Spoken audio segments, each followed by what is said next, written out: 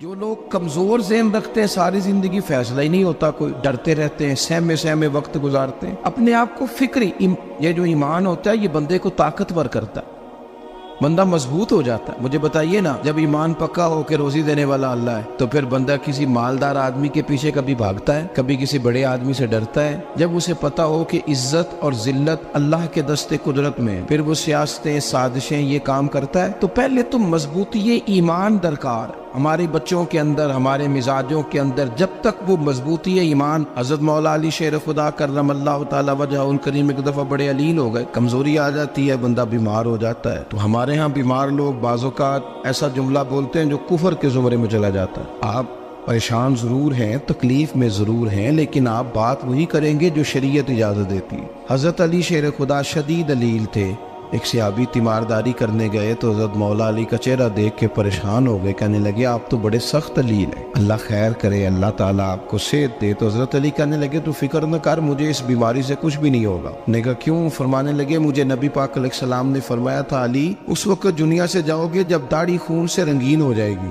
تو اس کا مطلب ہے میں خنجر کے وار کے ساتھ شہید کیا جاؤں گا، میں بیماری سے دنیا میں نہیں جاؤں گا، میں یہ بیماری سے مجھے کچھ بھی نہیں ہوگا، اللہ مجھے شفا دے دے گا، چونکہ حضور نے فرمایا کہ ساڈے نبی دی زبان ساڈے واسطے قرآن۔ تو سب سے پہلے تو اپنے ایمان کے اندر، توکل کے اندر مضبوطی پیدا کریں۔ مسلمان دیکھو نا، نماز پڑھنے سے روزی میں برکت ہوتی ہے، تو پھر اس کا مطلب یہ ہے کہ جب ٹائم آئے نا نماز کا تو گاہک جتنے مرضی کھڑے ہوں پھر دکان بند کرنی چاہیے، پھر نماز پڑھنی چاہیے، کیونکہ روزی تو اللہ نے دینی ہے، گاہکوں نے تو دینی۔ تو سب سے پہلے ضروری ہے مضبوطی ایمان، توکل، اللہ کی ذات پر بھروسہ۔ آپ کبھی میدان کربلا کا پورا نقشہ اپنے سامنے رکھیں نا، دو چیزیں ہیں، امام حسین کو نظر آ رہا ہے اب شہادت ہو جائے گی، اتنی بڑی فوج آئی ہے، خدا کی حکمت کے تقاضے سمجھ میں آ رہے ہیں، حالات کیا ہوں گے سمجھ آ رہی، پر ایک لمحے کے لیے بھی ان کا توکل کمزور نہیں ہوا۔ اپنے رب پر جو مضبوط بھروسہ ہے، سیدہ طیبہ طاہرہ حضرت فاطمہ الزہرا رضی اللہ تعالیٰ عنہا اونٹ کے بالوں کی بنی ہوئی چادر اوڑھ کر چکی پیس رہی تھی۔ یہاں بیویاں بڑا روتی ہیں، غریبی بڑی ہے، بڑی غریب بھی ہے، حالانکہ اب کون بندہ پیوند والے کپڑے پہنتا ہے جی؟ اب تو بڑی مشکل سے وہ لوگ ملتے ہیں جو جوتا ٹوٹ جائے تو گانٹھ کے پہنے، ورنہ تو نئے جوتے آ جاتے ہیں۔ حضرت سیدہ پاک اونٹ کے بالوں کی بنی ہوئی چادر اوڑھ کے چکی پیس رہی تھی۔ نبی پاک صلی اللہ علیہ وسلم نے دیکھا، آنکھوں میں آنسو ضرور آئے، پر محبوب نے فرمایا فاطمہ دنیا میں تھوڑی سی تکلیف برداشت کرو، قیامت کی ساری عزت اللہ آپ کو ہی عطا فرمائے گا۔ تو توکل کی مضبوطی، اللہ کی ذات پر بھروسہ، اپنے رب کریم کے ساتھ امیدوں کا وابستہ کرنا، اس سے مضبوطی آئے۔ دوسرا فرمایا وَعَمِلُوا الصَّالِحَاتِ، بہترین عمل کیا جائے زندگی میں، نیک اعمال کیے جائے، وقت ضائع نہ کیا جائے، ہر وقت کوئی نہ کوئی کام بندہ کرتا رہے۔ یہاں بہت سارے لوگ ہیں جن کو لوگ نیک کہنا شروع کر دیتے ہیں نا، وہ سمجھ لیتے ہیں شاید ہم سچی مچی نیک ہیں۔ لوگ جو کہتے ہیں حضرت صاحب کی بلا، پیر صاحب کی بلا، میں یہ طالب علموں کو، دوستوں کو، بلکہ اپنے آپ کو بھی کئی دفعہ کہتا رہتا ہوں، اپنے آپ کو سمجھاتا ہوں کہ یہ لوگ تجھے کہہ رہے ہیں حضرت صاحب، یہ تو رات کو تو اپنے آپ سے پوچھنا، اپنے رب سے پوچھ، کبھی موقع ملے تو اپنی گریبان میں جھانک، غور کر کے تیری کیفیت کیا ہے، تنہائی میں تیرا دل اللہ سے جڑتا ہے کہ نہیں، عبادت میں دل لگتا ہے کہ نہیں، خدا کا خوف دل میں رہتا ہے کہ نہیں، غریب کی محبت، عزیزوں قربت والوں کا احساس طبیعت میں موجود رہتا ہے کہ نہیں۔ ویسے تو میرا مطلب ہے، لوگ کہہ دیتے حاجی صاحب آپ بڑے سخی ہیں، تو اس سے تو نہیں نا بندے نے سخی ہونا، سخی تو تب ہونا ہے جب اللہ کی بارگاہ میں مقبول ہوگا۔ اعمال صالحہ، نیک کام، اور وہ کرتا رہے بندہ، کوئی بھی کام اسے نیکی کا مل جائے نا۔ دیکھنا اپنا معیار ہر انسان نے بنایا ہوتا ہے کامیابی کا۔ کچھ لوگوں کا خیال یہ ہوتا ہے کہ بچے میرے پڑھ گئے، اپنی اپنی جگہ پہ سیٹ ہو گئے، میں اب بڑے سکون میں ہوں۔ کچھ کی رائے یہ ہوتی ہے کہ میں نے سب بچے بچیوں کا بیاہ کر دیا ہے، گھر میرا بن گیا ہے، اب میں بڑے آرام میں ہوں، قرار میں ہوں، سکون میں ہوں۔ تو اپنی اپنی رائے ہوتی ہے، لیکن حقیقت وہ ہے، اصل وہ ہے جسے اللہ کے قرآن نے بیان کیا۔ اللہ کریم نے فرمایا والعصر، اے محبوب علیہ السلام ہمیں آپ کے زمانہ مبارکہ کی قسم ہو، ان الانسان لفی خسر، فرمایا بے شک انسان خسارے میں، نقصان میں۔ اپنے تئیں کوئی دعویٰ کر لیتا ہے، آپ دیکھتے ہیں کہ بہت سارے لوگوں کے دعوے اپنے اپنے ہوتے ہیں نا۔ کسی بھی طالب علم سے آپ پوچھیں پیپر دے کے آئے تو پیپر کیسا ہوا ہے، تو کیا کہتا ہے؟ جب کینڈیڈیٹ الیکشن لڑتے ہیں تو رات کو جب وہ سوتے ہیں تو سارے جیت کے ہی سوتے ہیں، ان کو سب یہی کہتے ہیں کہ لوگ سارے تیرے ساتھ ہی ہیں. حالات یہ جتنے بادشاہ حکمران ہوتے ہیں ان کے بگڑنے کی بنیادی وجہ ہوتی ہے کہ یہ خوش فہمیوں میں مبتلا ہوتے ہیں. ہم میں سے بھی ڈھیر سارے لوگ ہیں جو خوش فہمیوں میں مبتلا ہیں. کچھ کہتے ہیں جناب ہماری نسبت بڑی تگڑی ہے. بھئی نسبت تو امام حسین سے تگڑی تو کسی کی نہیں نا. تو ساری رات نماز پڑھتے تھے, روزے رکھتے تھے, اللہ کو یاد کرتے تھے. آپ خالی نسبت پر بیٹھ کر عمل چھوڑ جائیں تو یہ کیسے ممکن ہے؟ تو اپنے اپنے تئیں لوگوں نے معیار کامیابی کے قائم کر لیے ہیں. اللہ فرماتا ہے کہ محبوب مجھے قسم ہو زمانے کی, انسان نقصان میں, یہ دن بدن جو وقت گزار رہا ہے تو اس کا نقصان, اس کا خسارہ, اس کا گھاٹا بڑھتا جا رہا ہے. روز نقصان میں کتنا عمر کا حصہ لوگوں نے ضائع کر دیا. کتنے بہترین لوگ تھے لیکن روزی روٹی کے پیچھے وقت سارا برباد ہو گیا. یہ رزق حلال کے لیے دوڑ دھوپ ہو وہ تو بڑی بات, لیکن تکبر کے لیے اور خواہشات, بیجا خواہشات کی تکمیل کے لیے, ایک دوسرے سے آگے بڑھنے کے لیے بڑا وقت ضائع کیا لوگوں نے. اچھا کوئی بھی نہیں جیتا, خاندانوں میں بھی کوئی نہیں جیتا, برادریوں میں بھی کوئی نہیں جیتا, پر لڑائی ساری زندگی کی ہے. میں نے آگے گزرنا ہے, میں نے آگے, حالانکہ کوئی کسی کو جیتنے دیتا ہی نہیں. اپنے اپنے تئیں لوگوں نے معیار قائم کیے کامیابی کے. اللہ فرماتے ہیں بے شک انسان نقصان میں ہے, لیکن جس میں 4 خوبیاں پائی جائیں اللہ کا قرآن کہتا ہے وہ بندہ کامیاب ہو. کون کون سی؟ الا الذین آمنوا, سب نقصان میں نہیں سوائے ان لوگوں کے جو ایمان لائے. سب سے پہلے کیا کرے؟ ایمان ہو اس کے پاس, مضبوط ایمان. وعملوا الصالحات, اور ایمان بھی لائے اور نیک کام بھی کرے. اور صرف نیک کام نہ کرے, وَتَوَاصَوْا بِالْحَقِّ, لوگوں کو حق بات کی نصیحت بھی کرے. اور ظاہر ہے سچ بولے گا, حق بولے گا تو بڑے لوگوں کے مفادات کو ٹھیس پہنچے گی, کچھ لوگوں کو تکلیف بھی ہوگی. تو اب جب تکلیف ہوگی تو پھر مصیبت بھی آئے گی. تو اگر حق بات کہنی ہے تو پھر کیا کرے؟ وَتَوَاصَوْا بِالصَّبْرِ, اور ایک دوسرے کو صبر کی بھی وصیت کرے. 4 چیزیں پائی جائیں, ایمان, اعمال صالحہ, حق کی نصیحت, اس رستے میں آنے والی تکلیف پر صبر. اگر یہ 4 چیزیں میسر آتی ہیں تو اللہ کا قرآن کہتا ہے بندہ کامیاب ہے. اور اگر یہ 4 چیزیں نہیں تو پھر کوئی بندہ جتنا مرضی دعویٰ کرے, جتنا مرضی شور کرے, جتنا مرضی اعلان کرے, وہ کامیاب ہو سکتا. سب سے پہلے تو اپنا ایمان پکا کرے.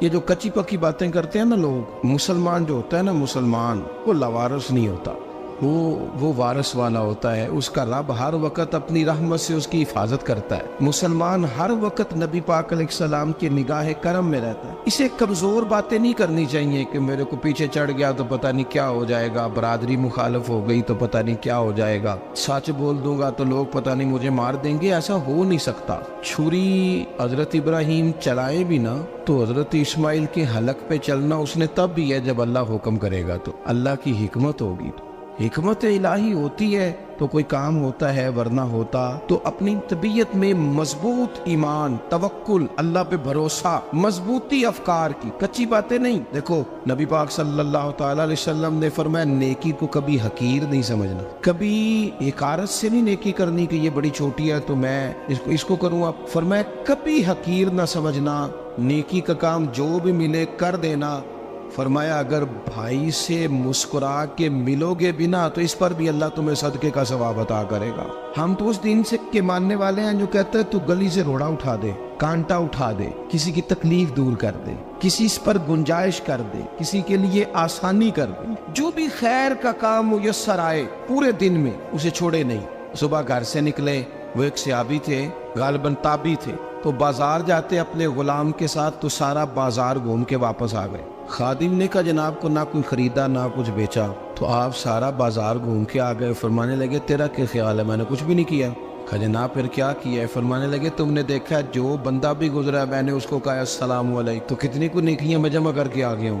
کوئی خیر جو میسر آئے. ہم سمجھتے ہیں کہ شاید کو کروڑ کو روپیہ ہوگا تو پوری مسجد بناؤں گا تو پھر میں نے نیکی کر دی ہے. شاید جناب میں, حالانکہ یہ چھوٹے چھوٹے کام ہے نا, چھوٹے چھوٹے کام, ان کی تو زیادہ ضرورت ہوتی ہے, ان کی تو زیادہ حاجت ہوتی ہے. کوئی آپ رستے میں گزر رہے ہیں تو نیچے کوئی کھڈا بنا ہوا ہے تو اس پر ہم کیا کرتے ہیں, گاڑی میں بیٹھ کے تبصرہ کرتے ہیں اے روڈ کھورے کدوں بننا ہے. بھئی یہ کھڈا ہے نا تو آپ نیچے اترے نا, تو آپ دھابڑا لیں نا, کئی پکڑے نا, یہ تو 5 منٹ کا کام ہے. यहाँ आसानी कर देना, आप इसमें गुंजाइश कर दें। हुजूर सैयद आलम अलैहिस्सलाम ने फरमाया, इमाम राजी ने हदीस लिखी है, क़यामत के दिन एक बंदे को अल्लाह माफ़ करेगा तो मालिक वो बंदा अर्ज करेगा, या अल्लाह मैं तो बड़ा गुनहगार हूँ, किस वजह से माफ़ी हुई? फरमाया रात के वक्त तू गुजर रहा था, तेरे पैर से रोड़ा टकराया था, तूने उठाया इधर उधर देख के कि कोई अल्लाह के किसी बंदे को तकलीफ ना हो जाए। का मालिक हो वो तो मैंने ज़माना बीत गया, कोई इतनी बड़ी बात भी नहीं समझी। तो रब करीम ने फरमाया तो रात के अंधेरों में भी मेरे बंदों का ख्याल रखता था, तो मैं तेरा ख्याल ना करूं?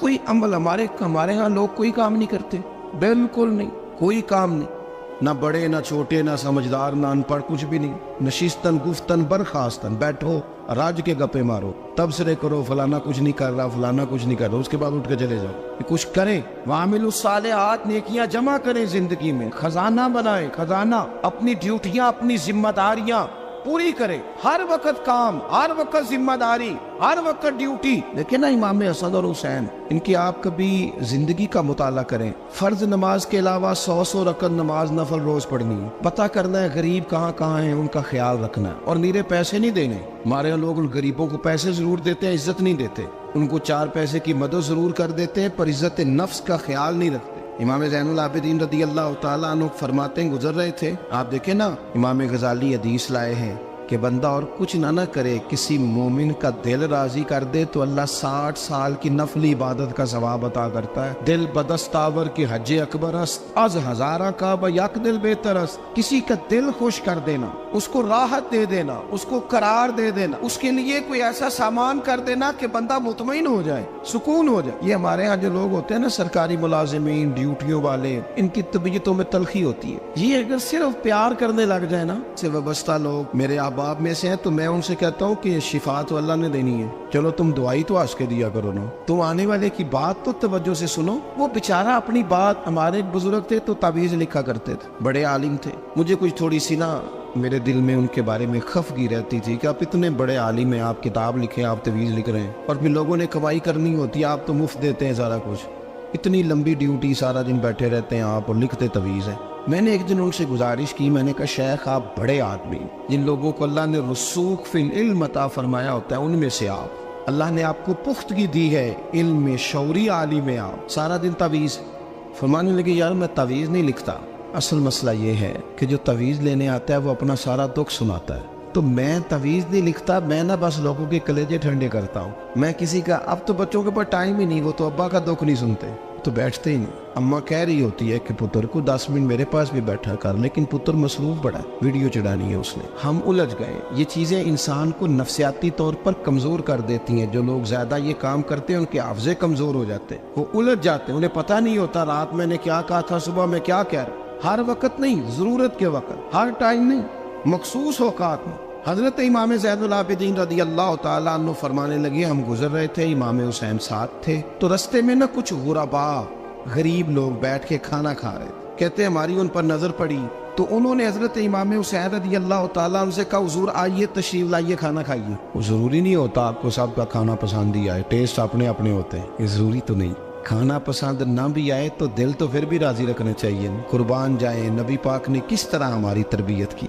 हजरत आयशा सिद्दीक़ा रदी अल्लाह ताला अन्हा फरमाती हैं, करीम महबूब का मैंने ये तरीका देखा कि अगर खाना ना पसंद होता तो छोड़ देते, पर कभी उसमें से नुक्स ना निकालते, ऐब जो ही न कर। गर्मी के मौसम में खड़ी है बेचारी खातून, और कितनी मुशक्कत से उसने खाना बनाया, और कितनी गर्मी सही है चूल्हे के सामने, लेकिन साहब को खाना रखा है तो वो कहते हैं ये तू की पकाया है, वो खाने वाली चीज़ है भाई, इस तरह करना, अब जो अगली हंडिया वो तू पका, आ ना तू खड़ा हो।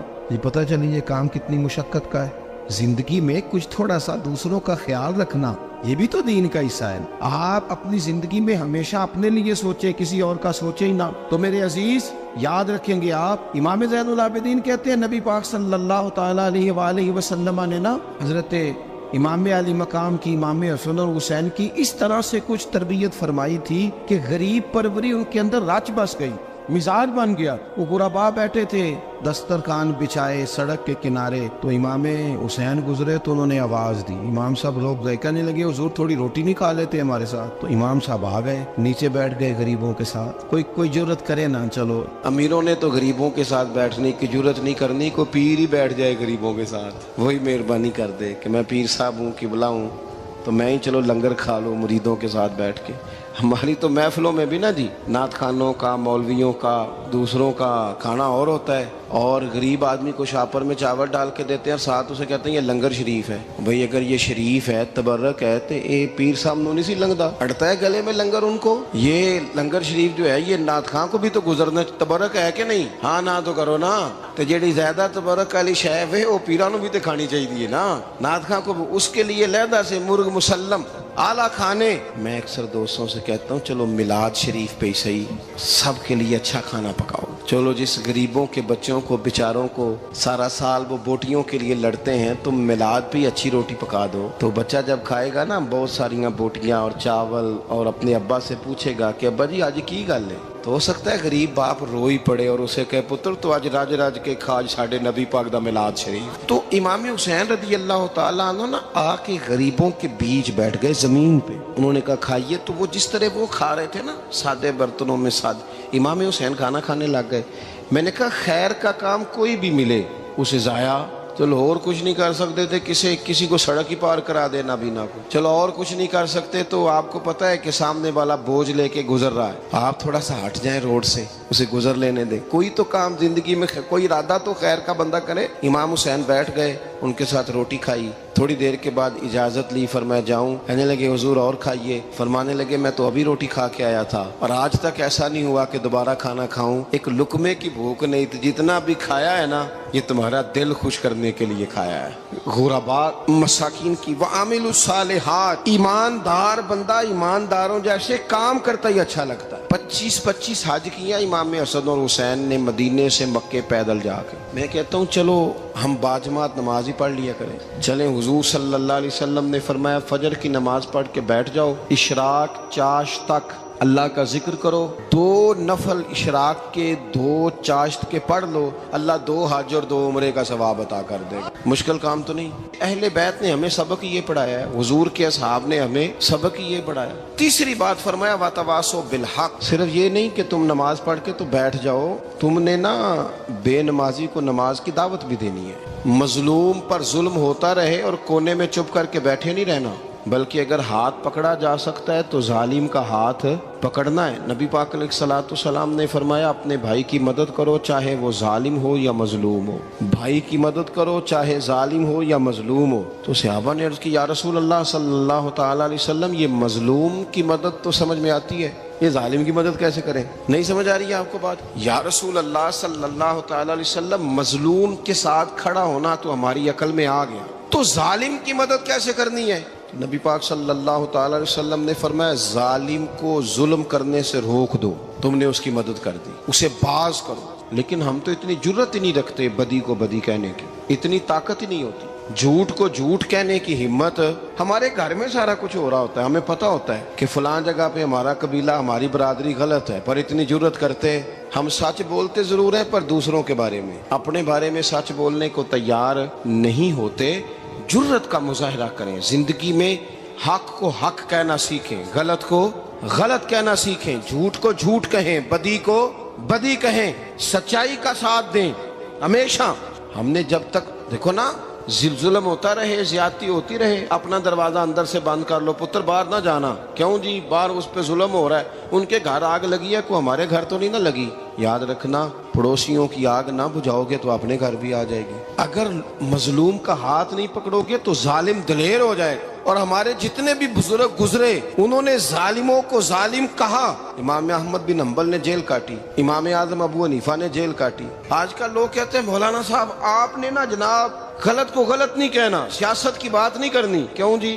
کس لیے نہیں کرنی؟ سیاست تو تدبیر کا نام ہے.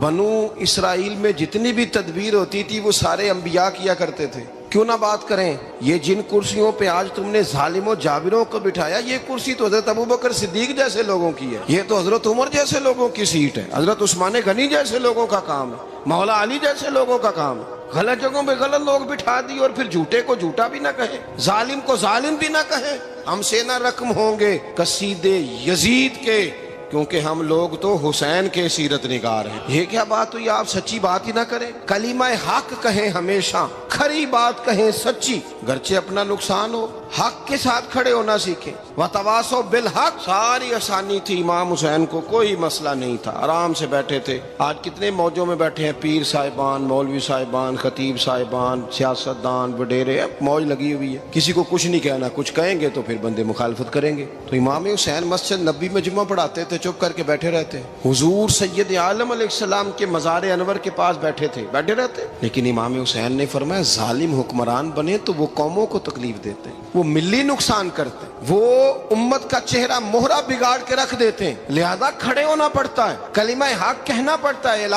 کلمت الحق کے لیے نکلنا پڑتا ہے۔ آپ اپنی زندگی کے اندر سچی بات کرنا سیکھیں۔ الیکشن کے دن آ گئے، میرے ایک بڑے محبت والے ساتھی تھے، وہ آ گئے ووٹ کے لیے۔ ویسے بھی یہ جو بیماری ہمارے ملک میں نا جی، ہمارے ہاں حکمران بعض اوقات کہتے ہیں اوے ہو جی جمہوریت بڑی ضروری ہے۔ وہ بھی کس مصیبت کا نام ہے جمہوریت؟ اقبال تو کہتے ہیں کہ یہ وہ چیز ہے کہ جس میں پتہ ہی کوئی نہیں ہوتا پڑھے لکھے ان پڑھ کا، چھوٹے اور بڑے کا، سیانے اور بیوقوف کا۔ جمہوریت وہ طرز حکومت ہے کہ جس میں بندوں کو گنا کرتے ہیں، تولا نہیں کرتے رہتے ہو ہر وقت۔ قوم کو اس کا حق ملنا چاہیے، غریب کی مدد ہونی چاہیے، انصاف ملنا چاہیے۔ باقی یہ تمہاری کہانیاں ہیں ڈکٹیٹرشپ اور جمہوریت، اور ہمیں تمہاری سمجھ بھی نہیں آتی۔ ہر ڈکٹیٹر کے ساتھ ہوتے ہو، باتیں جمہوریت کی کرتے ہو، جہاں تمہارا دل کرتا کھڑے رہتے ہو۔ ہمیں تو کوئی اس سے غرض نہیں، کام ہونا چاہیے۔ بلکہ جو لوگ قوت نافذہ رکھتے ہیں انہیں سمجھنا چاہیے کہ ملک کی بھاگ دوڑ ہمیشہ مضبوط ہاتھوں میں رہے، اور وہ اس طرح کا نظام وضع کریں، مل بیٹھے سارے ادارے کہ غریب کی سنی جائے۔ وہ مجھے بڑی اچھی طرح یاد ہے جب وہ ایک حکومت ختم ہوئی اور جو ایک فوجی رہ کے گئے تھے 11 سال، ان کی حکومت آئی تو میں باہر نکلا تو ایک بزرگ تھے، وہ صبح صبح ناشتہ بیچا کرتے تھے ہمارے علاقے میں، چاول اور چنے بنے۔ تو میں نے ان سے کہا بزرگوں پتہ لگا جی رات دی حکومت بدل گئی ہے۔ تو فرمان لگے پتر جیڑا مرضی بھی آ جائے، میں تو یا چاول بیچ کے روٹی کھانی، ہمیں تو ان سے غرض ہی نہیں، اللہ جانے کون آیا کون گیا، تو کھیل تماشا بنایا ہوا ہے۔ تو جھوٹے کو جھوٹا کہیں۔ میرے ایک دوست ہیں الیکشن لڑتے ہیں، مجھے ایک دفعہ آ کے کہنے لگے آپ نے کبھی ووٹ نہیں ڈالا، اس دفعہ ضرور ڈالیں۔ میں نے کہا نہیں ڈالتا میں۔ کہنے لگے ووٹ قوم کی امانت ہے، تو میں نے کہا امانت کسی بے ایمان کو دے دوں؟ امانت تو امانت دار کو دی جاتی۔ نہیں سمجھے آپ بات؟ یہ سارے کہتے ہیں نا ووٹ قوم کی، تو امانت کس کو دینی چاہیے؟ صحیح بتاؤ۔ چلو ہوں تسی بولنا نہیں، بس دل وچ گل رکھنی، دل وچ دیندے ویسے امانت دارا نہیں ہونا۔ نہیں میں نے کہا بولنا نہیں، ہمیں کسی پتہ نہ لگ جائے، دیتے ویسے امانت داروں کو ہی ہو نا۔ یہ اپنے دل سے پوچھو، فیصلہ لو، اللہ سے ڈرو۔ ظالم کا مددگار ظالم ہوتا ہے، ظالموں کا مددگار ظالم ہوتا ہے۔ وہ تیرے میرے ووٹ پر جیت کر جب ظلم کرے گا تو پھر کون ہے جو یہ دعویٰ کرے گا کہ جناب میں ظالم کا مددگار نہیں؟ سوچو سمجھو، غور کرو۔ امام حسین رضی اللہ تعالیٰ عنہ نے فرمایا سچ کو سچ کہیں گے، جھوٹ کو جھوٹ کہیں گے۔ یہ نہیں ہو سکتا کہ جناب ظلم ہوتا رہے اور چپ رہے۔ اور یہ سبق کہاں سے پڑھا انہوں نے؟ مولا علی شیر خدا سے۔ جب حضرت عثمان غنی رضی اللہ تعالیٰ عنہ پر بلوائیوں نے حملہ کیا نا، تو چونکہ حضرت عثمان غنی خالو تھے امام حسن اور حسین کے، حضرت عثمان خالو ہیں، سگے خالو ہیں، تو حضرت مولا علی شیر خدا نے یہ نہیں کہا کہ پتر اتنے بندے آ گئے ہیں، تلواریں ہیں، محاصرہ ہے، باہر نہ نکلنا، بلکہ حضرت مولا علی نے خود اپنے دونوں بیٹوں کو تلواریں پکڑائیں اور حضرت عثمان غنی کے دروازے پہ کھڑا کر کے کہا پتر خیال رکھنا تمہارے ہوتے ہوئے کوئی بھی شخص حضرت عثمان غنی کا دروازہ نہ کراس کر پائے۔ خود اپنے بچوں، ہر جنگ میں حضرت علی ساتھ لے کے جاتے تھے۔ ہم تو بچوں کو دلیری سکھاتے ہی نہیں، بزدل۔ اور کچھ ہمیں بابے مل گئے، وہ کہتے ہیں منڈے نو سایا ہے، میں کہ بابے نو آپ سایا ہے، انہوں بھی کرو دم کراؤ، اس کو نظری سایہ آتا ہے۔ کیسے نادانوں سے پالا پڑ گیا۔ کیا ہوتا ہے وہ سایہ؟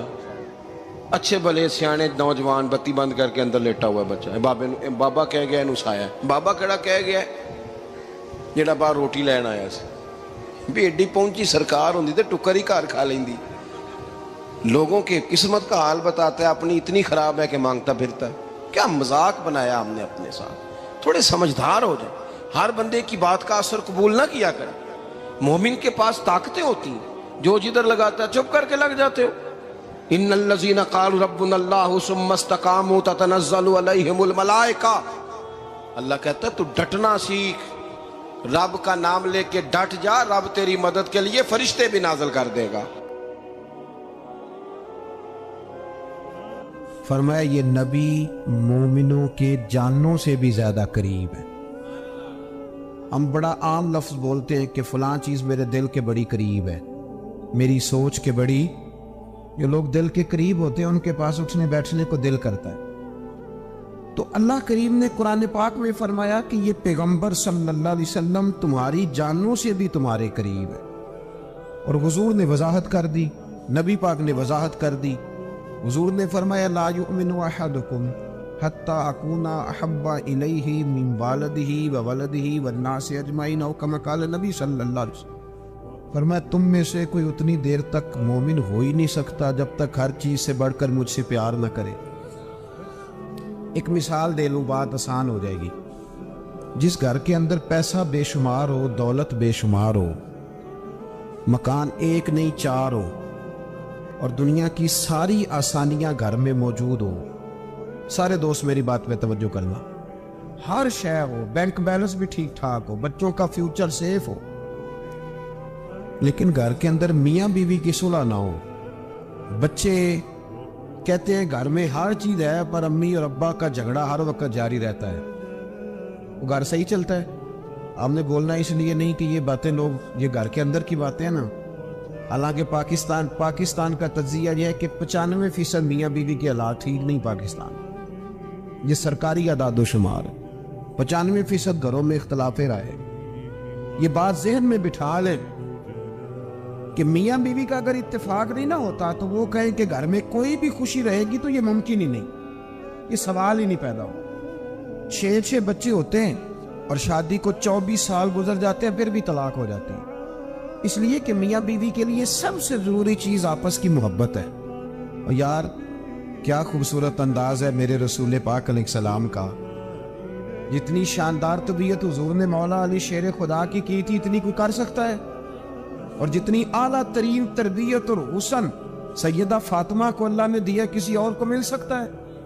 لیکن میرے نبی پاک علیہ السلام نے ان کی شادی کے بعد ان کو اکٹھے بٹھا کے ان کے سر آپس میں جوڑ کے ہاتھ اٹھا کے دعا کی تھی کہ اے اللہ ان کے درمیان محبت پیدا فرما دے. میاں بیوی کے درمیان جو سب سے اہم چیز ہے وہ محبت ہے. بچے کہتے ہیں ہم کدھر جائیں, ابا کی سنے کہ اماں کی سنے؟ اور اکثر گھروں میں بچوں کی تربیت رک جاتی ہے اس لیے کہ میاں بیوی کا سلوک نہیں ہوتا, تباہی اتر جاتی. گھر کے اندر ہر شے ہے پر ان کا پیار نہیں. پتہ یہ چلا کہ گھر میں محبت نہ ہو تو گھر نہیں چلتا. اگر محبت کے بغیر ایک گھر نہیں چل سکتا تو محبت مصطفیٰ کے بغیر دین کیسے چلے گا؟ گھر نہیں چلتا میرے بھائی, ٹوٹ جاتا ہے, بکھر جاتا ہے. سارا کچھ ہونے کے باوجود میں نے مردوں کو روتے ہوئے دیکھا ہے, عورتیں تو روتی ہیں, میں نے مردوں کو روتے ہوئے دیکھا.